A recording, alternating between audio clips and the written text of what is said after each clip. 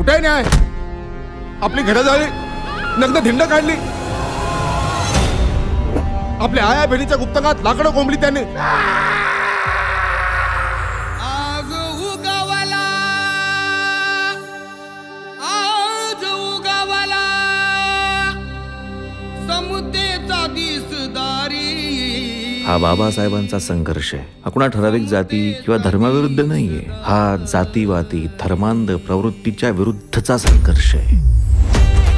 अरे इथं रस्त्यावरती असं बोंबलत गाणं म्हणण्यापेक्षा पोटा पाण्याचं बघ काहीतरी. माझी जाऊ आई सावित्रीबाई फुले बाबासाहेब कळले पाहिजे, त्यांचे विचार कळले पाहिजे, मगच तिच्या जिंदगीचं भलं होईल. समाज जागृत झाला की आपली किंमत कमी होते. काही झालं तरी समाज जागृत झाला नाही पाहिजे. यासाठी पाहिजे संघटना. त्यांच्यावर होणाऱ्या अन्यायाला वाचा फोडण्यासाठी पाहिजे संघटना. समाजातील प्रत्येक घटकाला आपण क्रांतीची जाणीव करून देऊ. लढाऊ मारू, संघर्ष करू, क्रांतीने समता प्रस्थापित करू. जय भीम. जय भीम.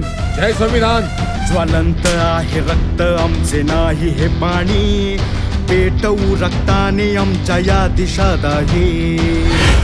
अन्यायाच्या वादळात जय भीम पॅन्थरचा वृक्ष खंबीरपणे उभा. एकेकाची कुंडली काढा.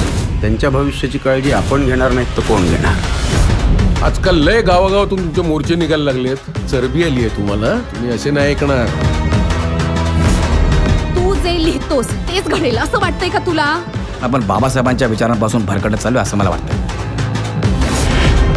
इथं फक्त धर्म एक सांगितला जातो, पण त्यातल्या जाती कधीच एक नसतात. आपला हिंसेला विरोध आहे, क्रांतीला नाही. काही करा, ती संघटना ना आपल्या हातात आली पाहिजे.